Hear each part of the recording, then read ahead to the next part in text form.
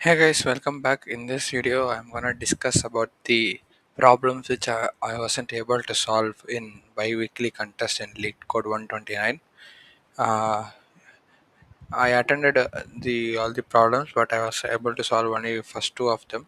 The last two of them I wasn't able to solve within the time limit. Now I have been able to solve it now. So I'm gonna discuss about the concepts which is required to solve it. So if you look at this problem, uh, it talks about you have been given a three positive integers 0, 1 and limit. A binary array is called stable if number of occurrences of 0 in the array is exactly 0, number of occurrences of 1 in the array is exactly 1, and each subarray of array with size greater than the limit must contain both 0 and 1. See, the one confusion part here it is that number of occurrences of 0 in the array is 0, which many of them might get confused that number of zeros should be 0, number of ones should be exactly 1. No, that is wrong actually. The here 0 and 1 are the variable names. Like the variable can store any values. Like 0 can be 1 here, 1 can be 2 here. So number of occurrences of 0 should be 1, number of occurrences of 1 should be 2 in this case, whereas in this case number of occurrences of 0 should be 3. Since 0 is 3, number of occurrences of 1 should be 3 since 1 is 3 here. That is the first main point many can mislead here. Now what is the actual meaning of 0 and 1 in this question? And in the third point it says that each subarray of array, a subarray, you know that meaning, right? Subarray is, you can read it here as a continuous part of non-empty sequence of an element within the array, which means that it should be a continuous part of an array, any continuous subpart of an array. If it is not continuous, then it becomes subsequence. And the subarray should be continuous with the size greater than the limit must contain both 0 and 1. The limit they would have given 2, then subarray of length greater than 2 should contain 0 and 1. What they are trying to tell is outer meaning will be subarray of length greater than the limit should contain both 0 and 1. Inner meaning is that subarray of length less than or equal to limit can contain all zeros or all ones. Like the maximum number of zeros or maximum number of ones you can place continuously is up to the length limit. You understand? Like for example, if the limit length is 4, then you can play, if you are starting with the 0, then you can have continuous 0 of max length 4 only. You can't have continuous 0 of max length 5. Why? Because if it goes 5, then let's say if you had one more 0, then this condition becomes invalid. Subarray greater than the limit size doesn't like greater than the limit size, let's say this is the limit size, but greater than the limit size doesn't contain both 0 as well as 1. Then if it doesn't contain both 0 as well as 1, then third point becomes invalid. If the third point becomes invalid, then the binary array will not be a stable array. Understood, right? So once the limit length is achieved, the very next element should be 1 if you are starting with the 0. If you are starting with 1, like let's say 1 1 1 1, and I'm considering limit is 4, then the very next element should be 0. And then you can have a 1 or 0 up to maximum. Let's say your 0 started going with 0, then it can have up to 4, and again you need to shift back to 1. Understood, right? That's how it goes. And that is the inner meaning of the third point. That is the purpose. That's what purpose they have given with this point. Next, what I was about to cover was, I have covered consecutive. You can also say that the consecutive ones or zeros you can have is up to the size limit, less than or equal to limit. And I also told what will happen if it goes beyond the limit. If it goes beyond the limit, then there will exist a subarray only with ones or zeros, then the array will become a not stable array.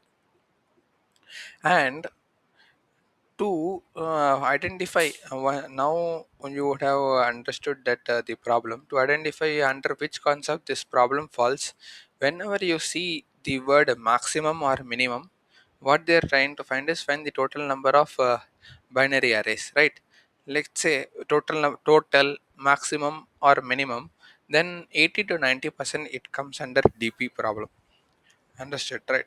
So I'm not saying it is entirely DP, but there is a high chance of having DP if it has the keywords like maximum, minimum, or total number of ways, or total number of arrays, like that. Total, maximum, minimum. Have these three keywords in mind, it will come of great help next.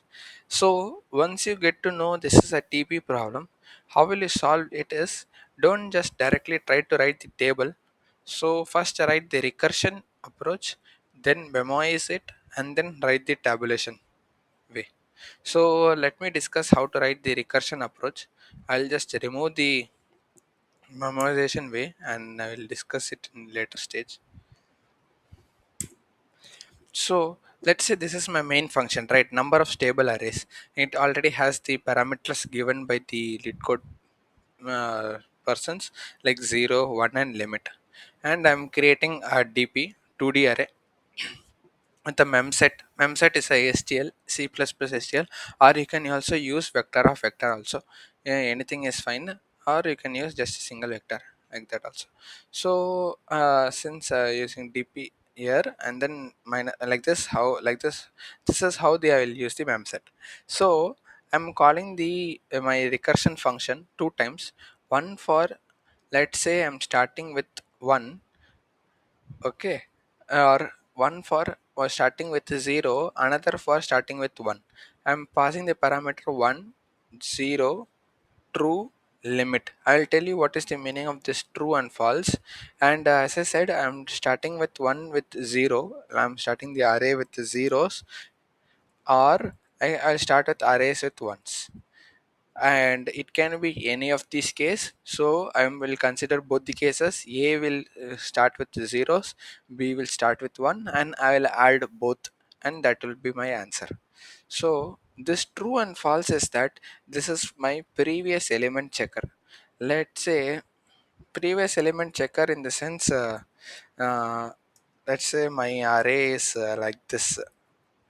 I'm considering limit is 4. Please keep in mind like that.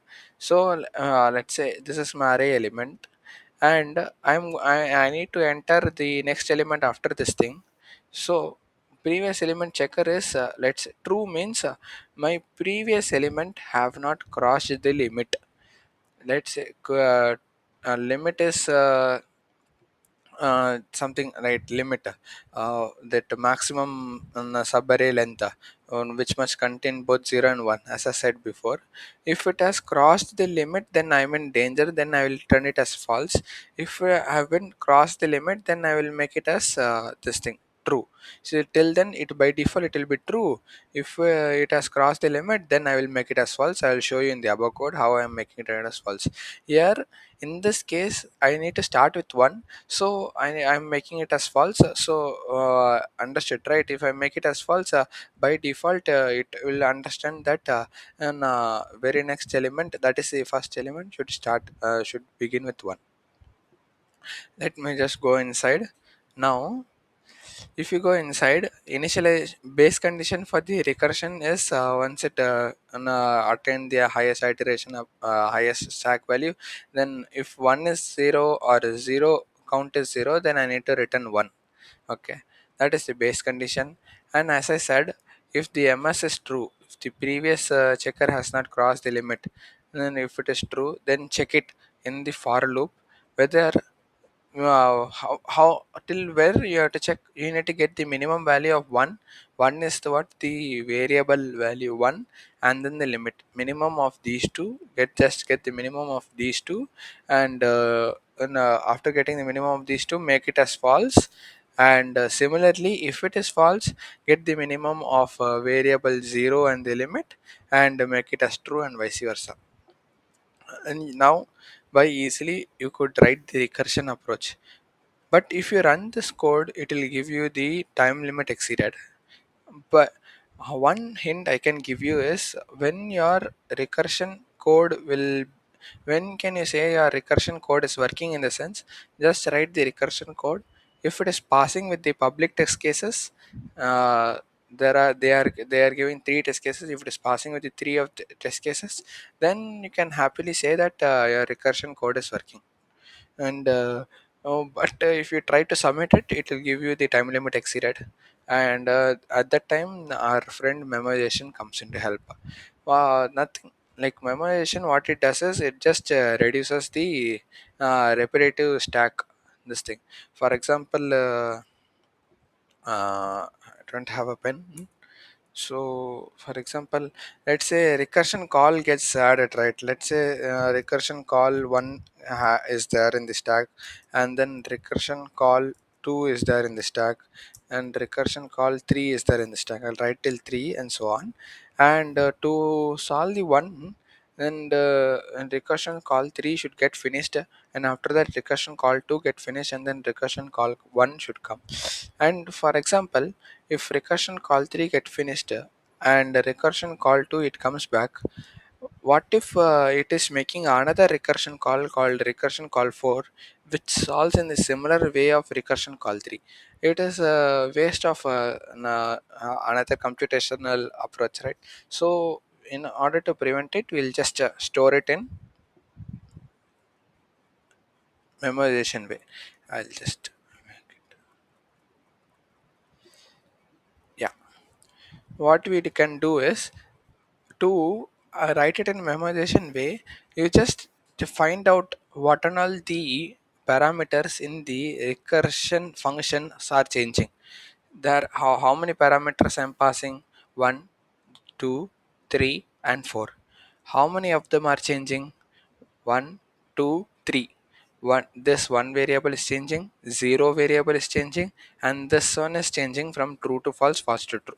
And this limit is the same. It is not changing at all. So how many variables are changing? Those many variables, you just create a DP array or a 3D array. How that many, and add it. If the fourth variable is also changing, add that fourth variable also. So what we're going to do is assign that array to -1. If it is -1 means those kind of situation I haven't experienced yet. That's what is the meaning, low layman term. So if it is not -1, then I have already experienced that recursion call situation, like as I said, recursion call for. I have already experienced that. So return that experience. Return that. Give your experience freely. No need to again once again go through. So understood, right? What I'm coming to say, I'll say it again. If it is -1, if it is -1, then I have not experienced it. Then this will become false. This is written as not equal to -1. If it is -1, if this value is -1, this will become false. It will make us to go through a whole computation. If it is not -1, this will become true. It will just return your experience from here, and it will exit that function and come back here. So similarly, so to store your experience, if it is already stored, you're returning the experience. To store your experience, what you need to do is, after performing the whole computation, just store it here. Since anyway you are returning the value in the recursion stack, so just store it in this array. Then it will be helpful when it comes here. So that's how the third problem we can solve with the memorization. With memorization, it is accepting. Submitted, yeah, with memorization it is accepting. And thanks for watching this video. In the next find all possible stable array part 2, I'll cover it in the next video. Thank you.